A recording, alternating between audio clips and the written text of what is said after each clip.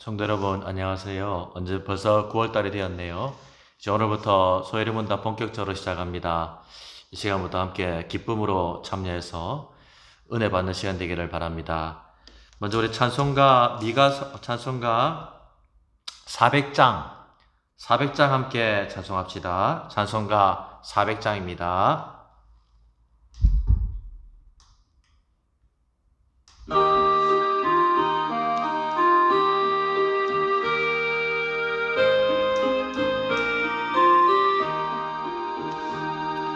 험한 시험물 속에서 나를 건져주시고 노한 풍랑 지나도록 나를 숨겨주소서. 주여 나를 돌보시사 고이 품어주시고 험한 풍파 지나도록 나를 숨겨주소서. 권세 능력 무한하사 모든 시험 이기고 풍랑까지 다스리는 주님 앞에 비오니 주여 나를 돌보시고 고이 품어주시고 험한 풍파 지나도록 나를 숨겨주소서. 죄악길에 빠진 이몸 캄캄한 데 헤매며 부르짖는 나의 애와 들으소서 내 주여. 주여 나를 돌보시고 고이 품어주시고 험한 풍파 지나도록 나를 숨겨주소서.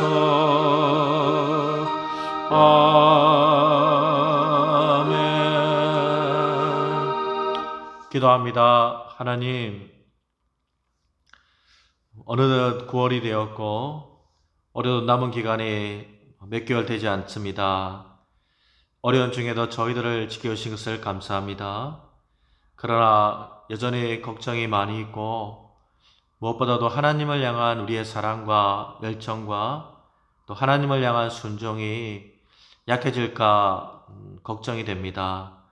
이 귀한 시간을 통하여 우리 자신을 돌아보게 해주시고 특별히 하반기에 하나님이 우리에게 요구하시는 의무가 삶이었던 것인가를 잘 살펴서 하나님의 백성답게 하나님이 원하시는 참 인간의 모습으로 살아가는 복된 시간 되게 하여 주시옵소서. 예수님의 이름으로 기도합니다. 아멘. 찬송 하나 더 합시다. 찬송가 455장입니다. 455장. 하반기 강의에 맞는 내용 찬송인데요. 455장 찬송합시다.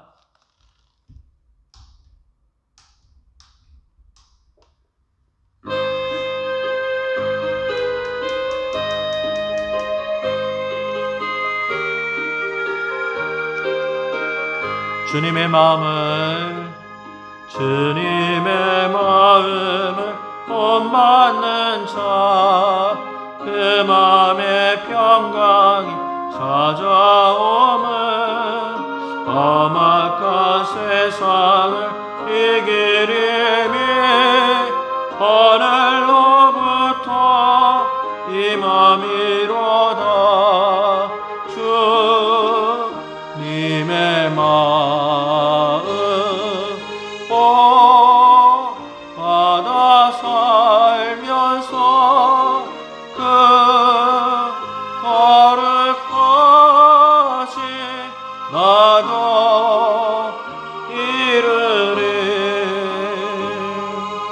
주 모습 내 눈에 안 보이며 그 음성 내 귀에 안 들려도 내 영혼 날마다 주를 만나 신령한 말씀을 배우도다.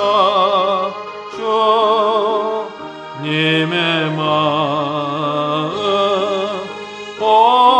본받아 살면서 그 거룩하신 나도 이르리.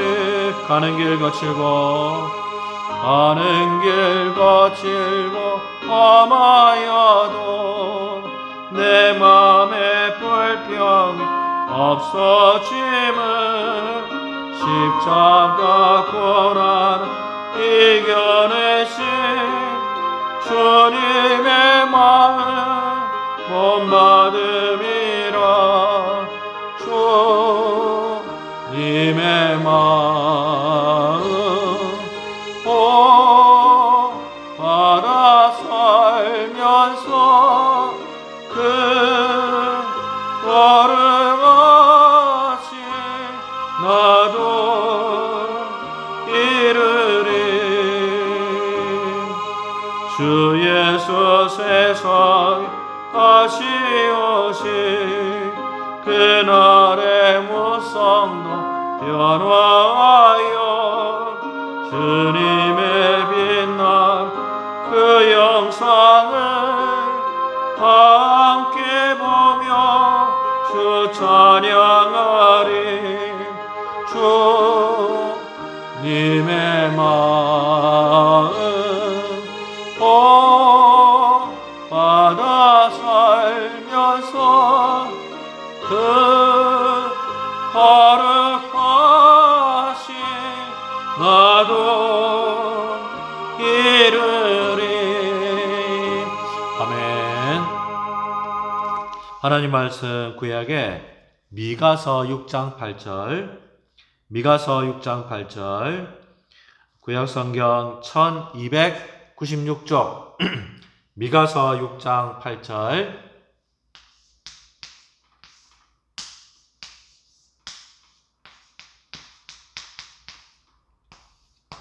구약 1296쪽 미가서 6장 8절입니다.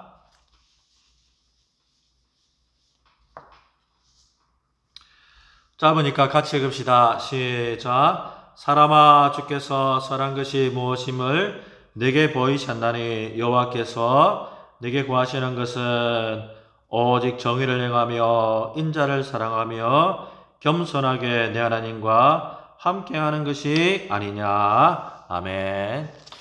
미가 선지자가 그 당시에 나라를 거의 멸망하는 백성들, 이스라엘 구약 백성들을 향해 했던 말씀인데, 하나님이 원하는 거, 선한 것이 무엇인가를 보여주지 않느냐. 첫째, 정의를 행하며, 정의, 공의, 그죠? 또 인자, 사람을 뭐하며? 사랑하며, 겸손히 내 하나님과 동행하는 것이 아니냐. 우리 하나님의 가장 대표적인 속성 두 가지가 정의로운 하나님이죠. 물론 신의 특성은 또 있지만 우리가 공유하는 속성은 정의 또 사랑입니다. 한 손에는 그래서 정의의 하나님, 또 한편으로는 사랑의 하나님. 정의의 하나님이 심판하시지만 사랑의 하나님이 용서하시죠. 이 모습이 우리에게도 이제 이런 삶이 있어야 되겠죠. 이 땅에 이렇게 살아라. 예수 믿는 사람들 이렇게 살아라. 그게 빛과 소금이다. 예수님도 비슷 말을 했습니다. 모든 율법과 선지자의 하신 말씀을 요약하면 위로 하나님을 사랑하고 아래로 내 이웃을 내 몸같이 사랑하라. 비슷한데요. 방금 우리 불렀던 찬송가에 보시면 먼저 불렀던 455장을 두 번째 불렀던 455장을 보면 주님의 마음을 본받는 것. 그래서 4절의 두 번째 마디에 보면 주님의 빛나는 그 형상을, 그리고 4절 첫 번째 줄을 보면 무성도 변화하여. 소요리 문답 전반기 1번부터 38번까지는 하나님을 사람이 하나님에 대해서 알고 믿어야 될 것들. 그리고 이제 하반부는 그 믿는 하나님을 따라 살아야 될 것들. 그래서 하나님이 인간에 요구하시는 의무, 삶을 말하는데 방금 이 찬양 같죠? 변화되는 것. 무성도 변화하여 주님의 마음을 본받아 거룩하심 이루리. 그게 요거죠. 자, 그런 의미에서 전반기 했던 것들을 잠시 요약하면 소요리 문답은 소요리,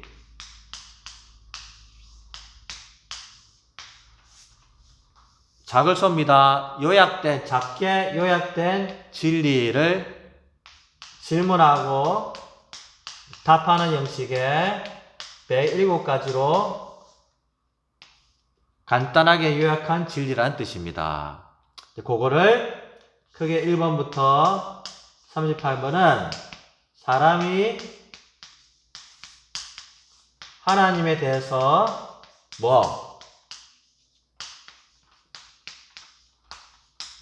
믿을 것, 알아야 할 것들. 자, 그러면 이제 하나님을 알았으니까 여기까지는 하나님이 이제 누구에게? 사람에게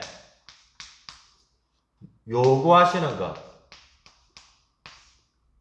원하시는 삶을 말합니다.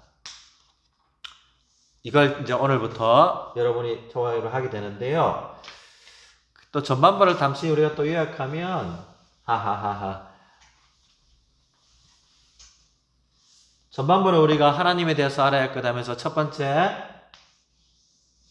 서론 이래가지고, 자, 소요리 문답의 제 1번이 뭐였죠?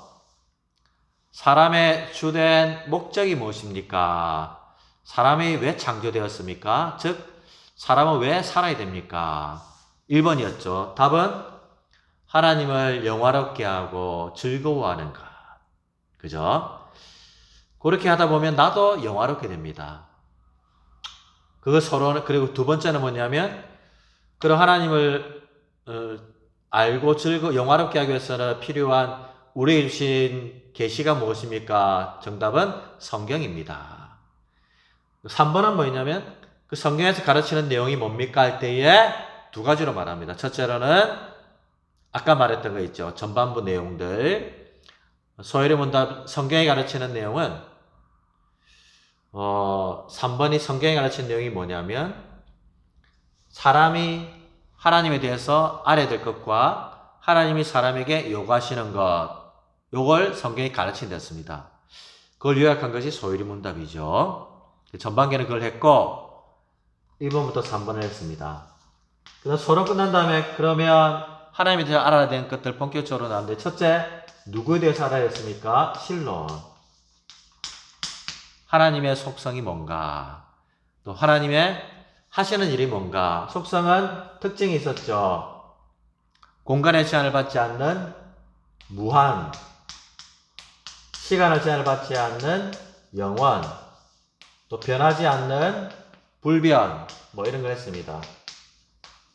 그리고 하나님이 하시는 일 세 가지는 처음에 작정, 계획이죠. 자, 작정한 대로 뭐합니까? 창조하시고 창조한 이에 우리를 관리하시는 섭리를 한다고 했습니다. 이걸 우리가 배웠는데, 세 번째, 그러나 그럼에도 불구하고 창조된 세상이 엉망이 되는, 인간이 엉망이 되는 인간론을 배웠습니다. 전적으로 우리 지정의가 하나님 형상에 타락한 것을 배웠죠. 그 다음에 그럼에도 하나님이 우리를 구원하시기 위해서 보내주신 분이 있죠. 그리스도 기독론. 그래서 예수님이 어떤 분인가를 배웠습니다. 예수님은 신성과 인성이 연합한 분이고 낮아지셨다가 높아지심으로 우리의 구원을 획득했습니다.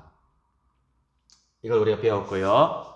자, 그 다음에 예수는 하나님이 구원을 계획하시고 작정이죠. 인간이 타락했지만 그리스도께서 구원을 획득하시고 이제 우리를 구원하시기 위해서 누구를 보냅니까? 성령을 보내서 실제로 우리 구원을 적용하십니다. 그래서 구원의 서정 몇 단계입니까? 9단계를 배웠죠. 소명, 그 다음에 중생, 회심, 이런 것들을 배웠습니다. 자, 그런 다음에 마지막에 구원의 완성인 종말로 이렇게 나온다 했습니다. 이게 우리가 전반부에 배웠던 1번부터 38번까지 내용입니다. 하나님이 하신 이 모든 것들을 우리가 알고 믿었습니다. 자, 그렇다면 이게 다가 아니죠. 그 다음에 이제 하나님을 믿는 사람답게 살면서 이 땅에 하나님 나라를 이루고 빛과 소금이 되어서 세상을 이제 종말 때 물론 다 바뀌겠지만 우리가 예수님을 제자들로서 세상을 하나님 나라로 바꿔 가야 됩니다. 그래서 사람에게 요구하시는 의무를 39번부터 110번까지 주십니다. 자, 이 내용들 대부분이 뭐냐면 어떻게 사는가이기 때문에 주로 이것도 몇 단계로 나눠집니다. 첫째로는 우리에게 이렇게 살아라는 도덕법을 따르는 걸 줍니다.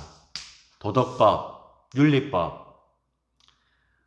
이거는 가장 대표적인 것이 뭐냐면 십계명입니다. 그 십계명을 우리에게 소개합니다. 자, 도덕법이 뭔가를 소개하고 십계명을 소개합니다. 그 다음 세 번째는 뭘 하냐면 자, 요 내용들 지금 풀이하는 겁니다. 믿음. 이 믿음은 회개에 관한 이야기를 해줍니다. 구원 처음에 아까 전반부에 예수님을 영접하기 위한 그 믿음만 말하는 것이 아니라 진짜 믿음 생활, 구원받은 성도를 말하는 거죠. 이거는 구원받은 성도가 믿음 생활을 어떻게 하는 것이 맞는가?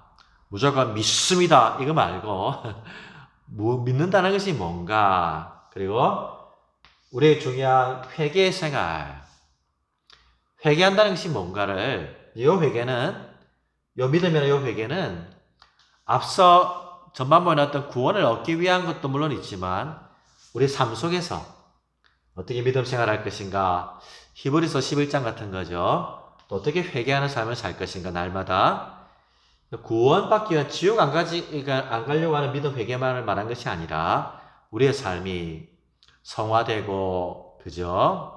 그렇게 위한 것이 뭔가. 네 번째는 또 마지막으로 사모는 주기도문.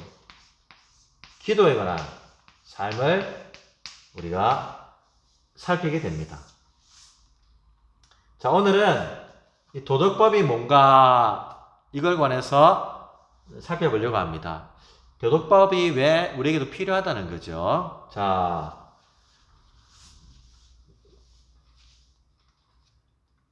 이 도덕법의 사실 여기 쭉 보니까 십계명, 도덕법, 우리 삶의 변화를 이야기하죠. 여러분 이게 중요한 게 있습니다. 우리 신앙생활에 하나님께 역사하고 그러면 보통 그걸 말로 표현하는 것을 간증이라 하죠. 간증.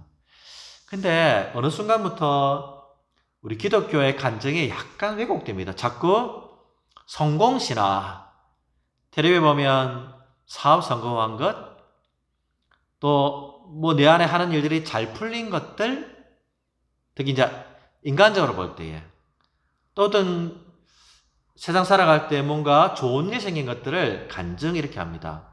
물론 그것도 하나님이 역사니까 간증이지만 진짜 간증은 사실 그런 것이 아닙니다. 지금 우리 뭘 본다고 했습니까? 삶, 변화된 삶. 결국 진짜 간증은요, 뭐가 잘 되고 좋아지고 그 간증이 아니라 얼마나 내가 하나님께 잘 따라가고 말씀에 순종해서 내 삶이 변화되는가, 성숙해지는가, 그걸 제일 먼저 보여주신 예수님을 따라가는가, 그게 보여주는 것이 진짜 간증이죠. 농구 좋아하시나요? 농구. 제때 농구에, 프로농구에 잘하는 사람들은 허동탁이라 했습니다. 허동탁. 허재,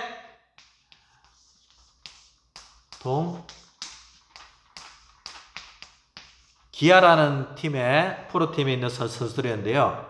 허재, 강동희, 그 다음에 뭐죠? 갑자기 기억 안 나네. 무슨 택인데. 무슨 택이었죠? 죄송합니다. 제가 외웠는데 기억이 안 나네요. 하여튼 이 세 사람이, 김유택. 이 팀이, 세 사람이 있는 팀이 맨날 농구 대잔치에 우승을 했습니다. 이 사람들 다음 세대에 누가 또 유명하냐면 서장훈 아시나요? 국보센터라고 하죠. 농구의 센터라는 포지션이 있는데요. 서장훈. 또 한 사람 누굴까요? 현주엽이라는 하마같이 생긴 사람이 있습니다. 현주엽. 엽인가요? 협인가요? 자, 여기 이야기 잠시 할게요. 그 당시에 SK 나이츠라고 하는 농구팀이 있었는데요. 서장훈을 보유하고 있었습니다. 그러나 서장훈만 잘하고 다른 사람들은 너무 못해서 어느 2000년도 초반인데 꼴찌를 했습니다. 꼴찌의 과정이 끝나면 그 다음에 신인들을 뽑을 때, 새로운 선수를 뽑을 때야, 그때 대학교에서 한참 날리던 사람이 누구냐면 현주엽이라는 선수였습니다. 이 사람을 뽑는 팀은 진짜 순위가 올라갈 것이다. 다 그래 말했습니다. SK 나이트 근데 뽑는 순서가 되냐면 꼴찌 순으로 뽑게 되어 있었습니다. 몇 년도에 꼴찌를 하면 꼴찌에게 먼저 뽑게 해주고 또 많이 여러 번 뽑게 해줬습니다. 뭐 팀이 5개 있으면 그 안에 1번부터 5번까지 이렇게 있잖아요. 뽑는 순서. 꼴찌 5번이면 5번 번호를 많이 넣어놓고 또 먼저 뽑게 했습니다. 그러니까 왜 그러냐면 잘하는 팀한테 다 몰리지 않고 좀 평균적으로 만들어 수준 비슷하게 만들려고 꼴찌 한 팀이 먼저 뽑고 많이 뽑게 해줬습니다. 번호가 5번이 많이 들어가게 해서 많이 뽑게. 근데 누구나 다 누구 뽑겠습니까? 이거 뽑고 싶어 했습니다. SK 나이츠가 꼴찌이기 때문에 이 현주엽을 뽑을 확률이 자그마치 40%였습니다. 엄청 높은 거죠. 그래도 물론 60%는 못 뽑을 수 있습니다. 다른 팀이 뽑을 수 있습니다. 하여간 SK 나이츠의 감독이 뽑았는데 아니나 다를까 현주엽이 뽑혔습니다. 사람들 다 뭐라 하냐면 이제 서장훈도 있고 현주엽도 있으니까 다음에는 무조건 1등 한다 다 그랬습니다. 감독이 뽑은 다음에 너무나 좋아하는데 인터뷰를 했습니다. 현주엽 뽑힐 줄을 알았습니까? 자기는 확신했습니다. 알았다고. 애당초 나는 알고 있었다고. 어떻게 알고 있었습니까? 라고 물어보니까 뭐라는지 아십니까? 뽑으러 오기 전에 담임 목사님한테 안수를 받았다는 겁니다. 목사님이 기도해 주셔서 그때 확신이 들었답니다. 현주엽이 뽑을 것이라는. 하나님이 뽑게 해주실 것이라는 확신이 들어서 뽑을 때 자기는 이미 알고 있었다는 겁니다. 하나님께서 현주엽을 뽑게 해주셨다라고 간증을 하는 거였습니다. 누가 봐도 서장훈 있지 현주엽이 있으니까 우승할 줄 알았습니다. SK 나이츠가. 하나님이 뽑게 해주셨고. 근데 어떻게 된 줄 아십니까? 둘이 있었는데 둘이 안 맞아가지고 감독 중간에 이렇게 속된 말로 잘리고 또 꽁지로 거의 꽁지 밑에서 헤매는 팀이 되고 말았습니다. 여러분 우리 간증을 만약에 진짜 우승했으면 간증하고 다녔을 것입니다. 하나님이 뽑게 해주셨다. 기도 들어주셨다. 성공하는 그런 간증을 했을 것입니다. 물론 그것도 간증이 될 수 있죠. 그러나 여러분 간증이라는 것은 성공한 결과를 보고 간증이라 말하지 않습니다. 우리 기독교는 결과가 중요한 것이 아닙니다, 진짜로. 과정이 어떻느냐, 과정도 중요하게 봅니다. 그 결과는 세속적인 그 결과만 중요하게 보지 않습니다. 영적인 결과를 봅니다. 그리고 우승했는데, 우승해서 그게 뭐? 세상적으로 성공한 거 뭐? 또 하나는 하나님의 간증은요, 과정도 보고 두 번째로 늘 승리하는 사람에게 하나님의 눈이 있지 않습니다. 자, 이 팀에게만 믿는 감독이 있다 합시다. 다른 팀에는요, 믿는 감독, 믿는 선수 없었을까요? 꽁지한 팀에. 이 감독이 있어서 우승했다 합시다. 다른 팀에는 믿는 선수 없을까요? 그 팀이 꽁지하는 거는요, 하나님이 이 사람 기도만 들어주고 그 사람 기도 안 들어준 겁니까? 하나님은 또 약자의 하나님이십니다. 자기만 기도 들어줬다, 자기에게 머리 줬다, 그럼 다른 팀은 기도 응답 안 된 것이고 은혜 못 받은 겁니까? 성공으로 하나님의 은혜라고 말할 수 없습니다. 세 번째, 제가 말했죠. 간증은 이런 것이 간증이 아니랬죠. 얼마나 변화되느냐, 성숙해지느냐, 성공이나 실패를 떠나서 그 모든 과정을 통하여서 내 안에 얼마나 변화가 되느냐, 하나님께 순종했느냐, 하나님이 원하는 대로 살고 있느냐, 그리스도를 쫓아가느냐가 중요한 것입니다. 그게 진짜 간증이죠. 성공하는 것이 꼭 간증이 아닙니다. 그래서 이 하반부에 하는 교육이 중요한 것이죠. 그렇다면 여러분 먼저 보겠습니다. 39번의 질문이 뭐냐면 이겁니다. 하나님이 사람에게 요구하시는 의무, 하반부 전체 내용이죠. 하나님이 사람에게 요구하시는 것이 뭡니까? 의무, 삶이 뭡니까? 답은요, 하나님이 요구하시는 의무는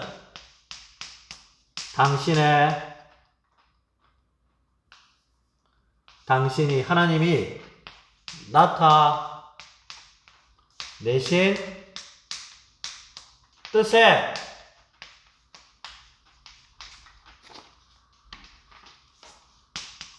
순종하는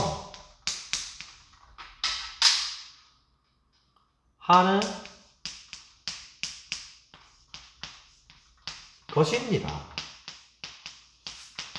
이게 하나님이 우리에게 요구하시는 삶입니다. 뭐 하는 삶? 순종하는 것. 어디에? 하나님의 뜻에. 이 뜻에는 알죠, 여러분? 사업이 잘 되는 뜻도 있겠지만 거의 그런 뜻은 없습니다. 그건 여러분이 하나님의 원하시는 삶을 따라 또 성품에 따라 성실하게 살면 되는 것이고요.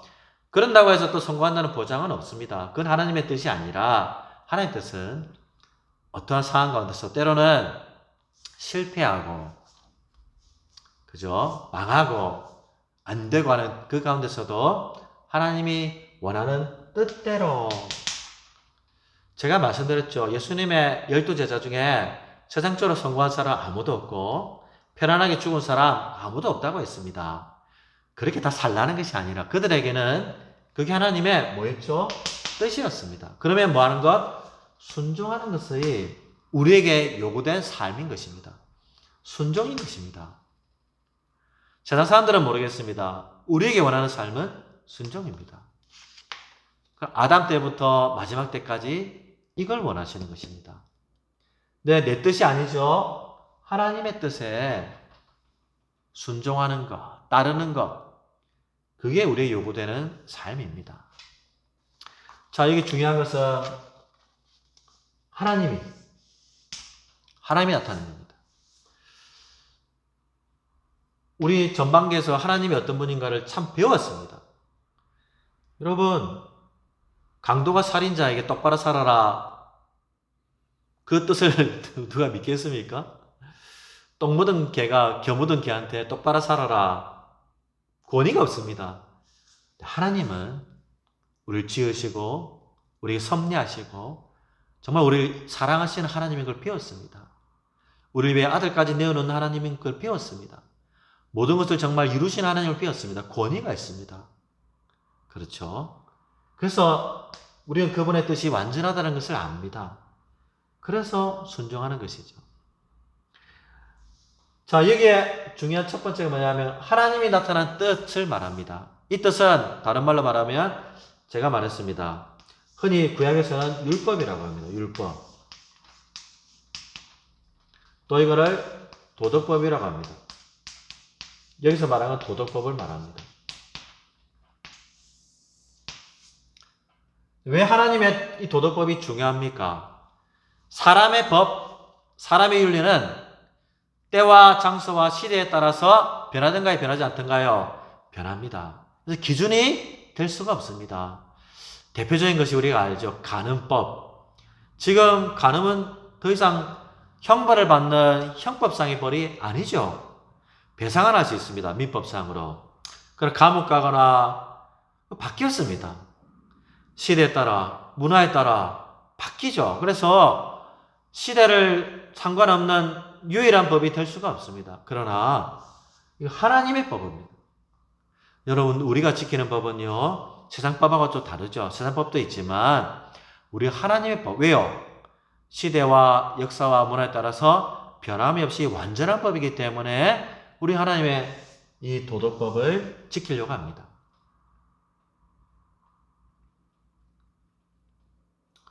그래서 여러분, 어떤 사람들은 이렇게도 말합니다. 아니, 율법이 구약시대에 준 건데 꼭 지켜야 돼? 또 예수님이 율법을 내가 다 이루었다는데 굳이 10계명 그런 거 지켜야 돼? 이래 말합니다. 아닙니다. 10계명 같은 것들 지금은 필요 없다가 아니라, 물론 구약에 나온 율법이 지금 그대로 적용하는 건 아니지만 최소한 10계명 같은 거는 그대로 적용하고 다양한 것들은 형식을 따르지 않지만 최소한 그 정신은 우리가 이어서 지킵니다. 도덕적 법은. 그죠? 그런 것들을 우리가 지킵니다. 특별히 여러분, 우리가 주시는 이 법은 세상하고 어떻게 다르냐면 세상의 종교도 그렇고요. 세상의 법은 인간이 만듭니다. 또 세상의 종교도 인간이 만든 신이고, 그러나 우리의 특징은 뭡니까? 인간의 법은, 법과 다른 특징은 우리는 하나님이 보여주신, 또 하나님이 찾아오신 종교고 하나님이 보여주신 말씀이고 우리에게 보여주신 법입니다. 세상은 사람이 하나님을 신을 찾아가지만 우린 반대입니다. 하나님이 보여주신 법입니다. 그래서 하나님으로부터 온 법이죠. 사람이 만든 것이 아니라 하나님이 만든. 그래서 하나님은 우리에게 자신을 보여주십니다. 첫째로는 일반 계시로 하나님의 뜻과 하나님의 법을 보여주시죠. 일반 계시는 뭡니까? 예를 들면 자연. 우리 자연을 통해서 하나님의 뜻을 알 수 있습니다. 하나님을 좀 깨달을 수 있습니다. 그 다음에 양심을, 기본적인 양심이라는 것이 있죠. 그 양심을 통해서도 하나님의 뜻을 조금 알 수 있습니다. 그러나 흐릿합니다. 그래서 주신 것이 뭡니까? 일반 계시 말고 특별 계시, 흔히 말하는 직접 우리에게 보여주신 것들, 기적, 꿈, 이런 것 통해 하나님의 뜻을 알 수 있죠. 직접적으로. 그 다음에 예언의, 그리고 이것들을 문자로 기록한 뭡니까? 신약, 구약, 성경.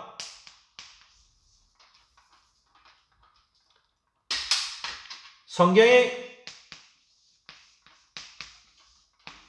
이런 것들을 다 적혀 있죠. 문자로. 이게 특별 계시고 이걸 통해서 무엇을? 하나님의 뜻을 알고 믿을 수 있습니다. 성경을 통해서 하나님의 뜻을 알 수 있죠. 그런데 이것을 인간에게 순종함으로 소홀히 본다 1번 질문 뭡니까? 하나님을 영화롭게 하는 것들을 이룰 수 있고 우리도 그 하나님의 영화에 예수님을 통해 참여할 수 있고 결국 우리도 성화와 영화를 이루는 거룩한 존재가 될 수 있습니다. 하나님을 영화롭게 위해서 살다 보면 나도 영화로워지고 성화가 되는 것이죠. 근데 그걸 뭘 통해서? 나타내신 뜻, 말씀을 통하여, 말씀에 순종하는 것을 통하여 이루어집니다. 이게 우리 기독교인들의 삶입니다. 하나님이 요구하시는 삶인 것입니다. 우리를 하나님의 뜻이 나타난 말씀에 순종하여서 결국엔 하나님을 영화롭게 하고 나도 영화롭게 되는 것. 이게 그래서 우리의 간증은 그런 성공 간증이 우리 간증되면 안 됩니다. 그게 필요 없다는 건 아닌데 그게 너무 더 중요하게 되었어요. 기도했다니까 뭘 이루게 되고 뭘 땅을 사게 되고 자식이 어디 들어가게 되고 그게 중요한 게 아니라 그래서 그 자식이 내 삶이 정말 변화되는가 가까이 있는 가족에게 또 교회 성도에게 세상 사람들에게 내 안에 정말 그런 변화가 성숙함이 말과 행동을 통하여 이루어지고 있는가가 간증거리죠. 겸손히 주님과 정말 동행하게 되고 사람들을 향하여서 겸손해지고 사랑하게 되는가. 저는 그런 간증이 좀 진짜 간증이라 생각합니다. 여전히 혈기 부리고 사람들 뒷담화하고 용서하지 못하고 부딪히고 특별히 하나님의 이름으로 막 그렇게 하고 그게 무슨 하나님의 이름인가요? 그거는 하나님이 원하시는 것이 아니죠. 하나님의 뜻에 순종하는 거. 그죠? 그게 아닌 거죠, 그거는. 그죠? 자, 그러면 이어서 40번. 구체적으로 그 도덕법이 뭔가? 도덕법에 순종하는 것을 하나님이 인간에게 요구한다는 그 39번이고 40번은 그러면 질문이 뭐냐면 그러면 하나님이 사람에게 순종의 제가 아까 살펴본 순종의 규칙으로 처음 주신 것은 답은 뻔합니다. 바로 도덕법 혹은 율법이라고 해도 됩니다. 그러면 하나님의 뜻에 순종을 하기 위한 규칙으로 맨 처음 주신 것은 뭡니까? 도덕법, 성경에 나와 있는 율법을 말합니다. 좁게는 10계명을 말합니다. 그걸 잘 지켜라 라는 것이죠. 자, 그러면 도덕법이 율법이라는데 예수님이 이렇게 말했습니다. 내가 율법을 다 이루었다. 그 말이 뭘까요? 여러분 이게 참 중요한데요. 율법이라 하면 이게 과연 없어진 것인가? 폐기된 것인가? 아니면 완성된 것인가? 지금도 어느 선까지가 우리가 지켜야 되는가? 여기 약간 헷갈립니다. 왜 그러냐면 율법이라 할 때 율법 안에는 구약에 특별히 10계명만 있는 거 아니잖아요. 출애굽기 20장에 보면 10계명도 있고 그 다음에 세부적인 것이 굉장히 많아요. 근데 그게 율법에 보면 세 가지 정도로 딱 나눠져 있어요. 첫째가 뭐가 있냐면 의식법이라는 것이 있어요. 율법 중에도 요거는 여러분이 좀 알아야 됩니다. 의식법. 요거 뭐냐면 제사, 또 정결하게, 또는 하나님 앞에 예배 드릴 때 어떻게 하는, 그 다음에 성결하게 하는 것들, 그런 거 있잖아요. 할례 어떻게 하는 것. 요런 의식적으로, 의식에 관한, 제사에 관한 그런 법들이 있습니다. 하나님 앞에 거룩하냐, 또 어떻게 제사를 드리냐 하는 것들. 다양하게 있죠. 이 의식법은 지금 어떻게 됐냐면 폐기됐습니다. 왜 그럴까요? 그럼 제사 드릴 때 그 제사가 사실은 누구를 상징하는 거였죠? 예수 그리스도입니다. 제사장이라는 분이 있죠. 예수님이 누구로 오셨죠? 대제사장으로 왔습니다. 제물 바치잖아요. 예수님이 제물이 되십니다. 그죠? 그러면 이 의식법은 예수님이 완성하고 더 이상 신약시대의 예수님 이후로는 이걸 안 지킵니다. 왜요? 예수님이 다 이루셨기 때문에. 실제로 제사장이 되시고 구약시대에 죄를 지으면 죄를 지을 때마다 자기 대신 희생 제물을 드렸지만 예수님이 모든 죄를 단번에 십자가에서 제물이 되셔서 완전한 제물이 되셨죠. 다 한 번에 처리했습니다. 다 한 번에 믿기만 하면 용서받았습니다. 하나님과 끊어진 관계가 회복되었습니다. 더 이상 구약의 제사가 필요 없습니다. 이런 제사 드리는 의식이 할례가 필요 없습니다.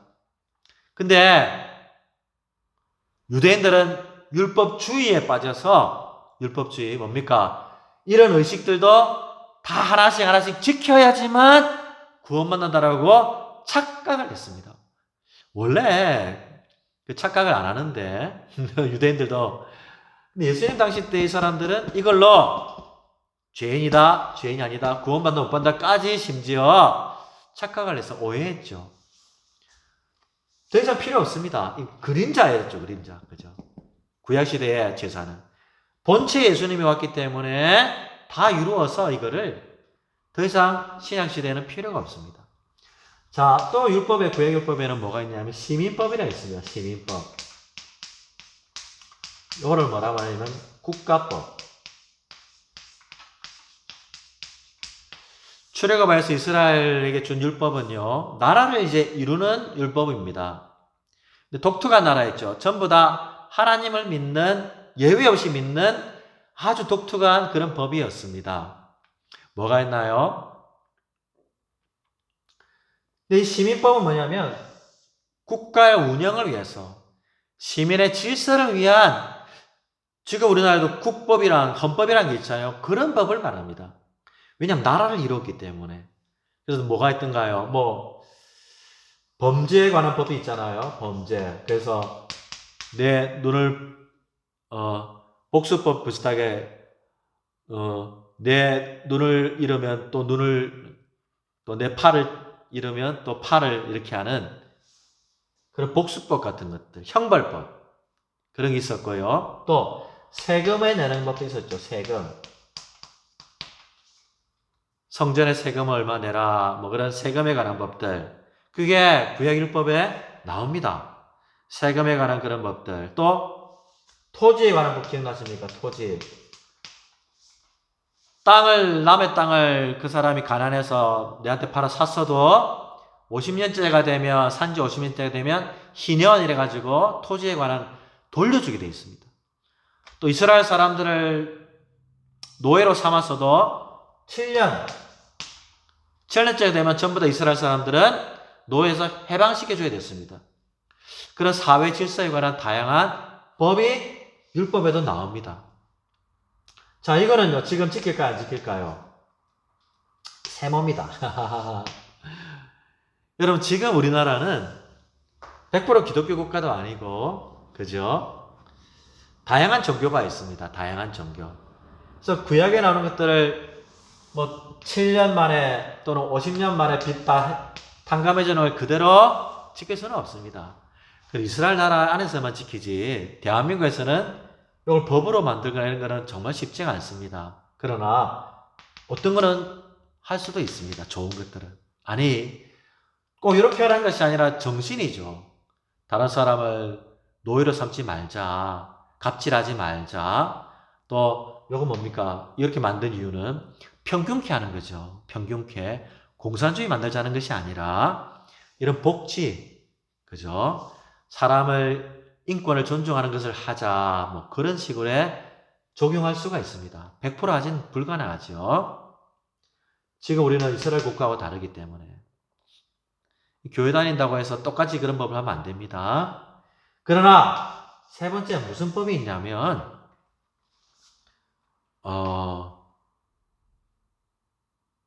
도덕법이 있습니다. 지울게요. 요거는 세모고요. 도덕법이 있습니다. 도덕법.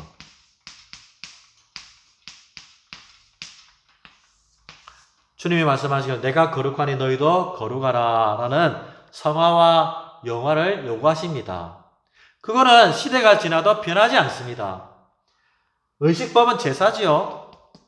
이거는 그냥 시민 국가법이잖아요. 운영을 위한. 이거는 한 사람 한 사람이 하나님이 거룩하니 너희도 거룩하라. 빛과 소금이 되라. 그 안에 성품이 주님의 성품을 본받고 그리스도의 장성한 분량에 이르러라. 주님이 요구하시는 거잖아요. 그죠? 도덕법입니다. 그 대표적인 것이 십계명이죠. 그죠? 이거는 우리의 성경을 주신 목적에 부합하는 것입니다. 그래서 그대로 지켜야 됩니다. 어느 나라에 있든지 삶의 규범으로 단순히 이렇게 사는 목적이 아니라 이게 성화와 영화를 이루는 것이기 때문에 도덕법은 지켜야 됩니다. 지금도. 변함없이 우리가 잘 지켜야 됩니다. 그래서 주님께서 요거는 그대로 완성하시고 지금도 지켜야 됩니다. 실제로 여러분 도덕법의 역할이 세 가지가 있죠. 여기 있으면 첫째 뭡니까? 어떤 역할? 구약에 있는 뭐 살인하지 말라 뭐 하는 것이 어떤 역할을 합니까? 도덕법이.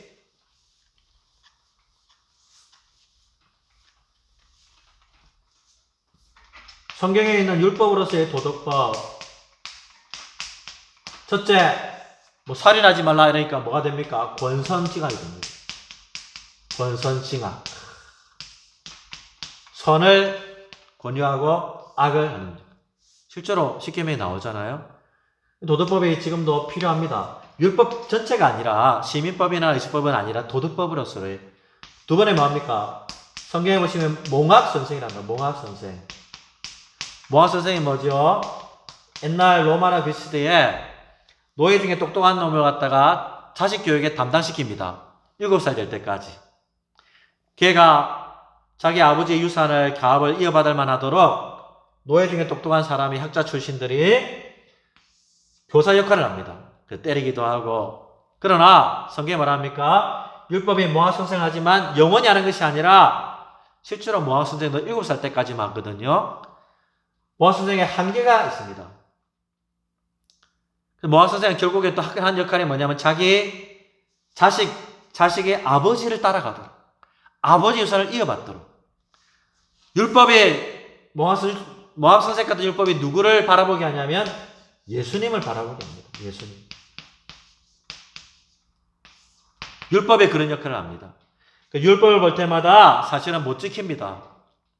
인간의 힘으로는 못 따라갑니다.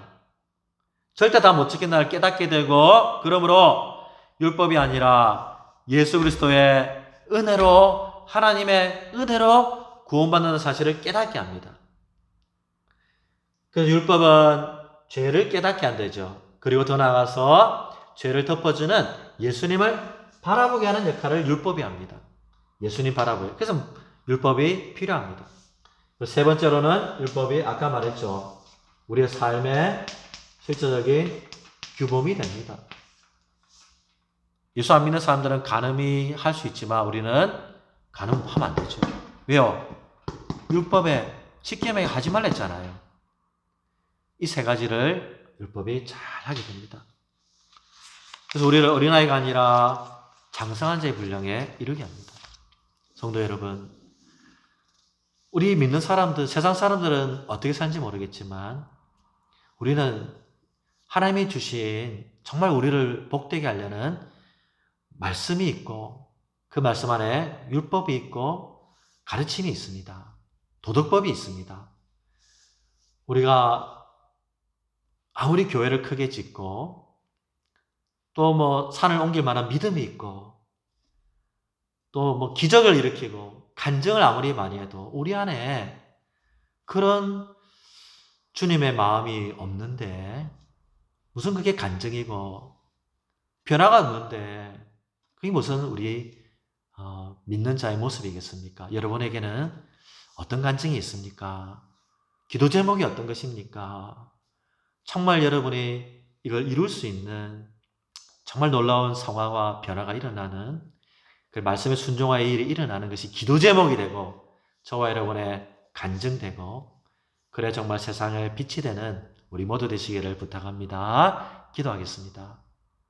사랑과 은혜가 많으신 하나님, 사람아 주께서 선한 것을 내게 보이셨나니 공의를 행하며 인장을 사랑하며 겸손하게 내 하나님과 함께하는 것이라고 하였습니다.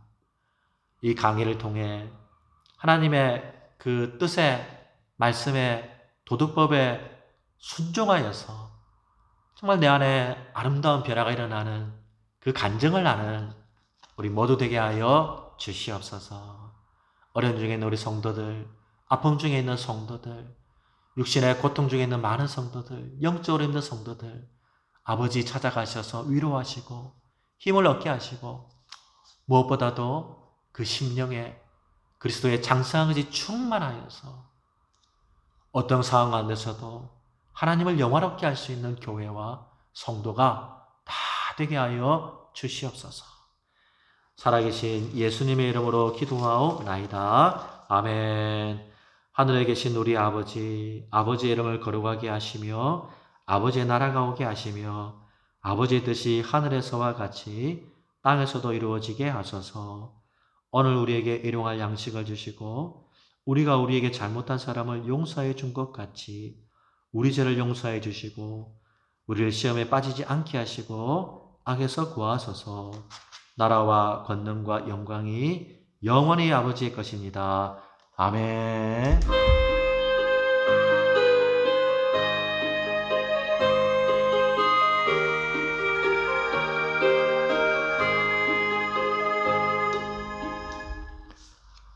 주일 뵐 때까지 강건하시기 바랍니다. 감사합니다.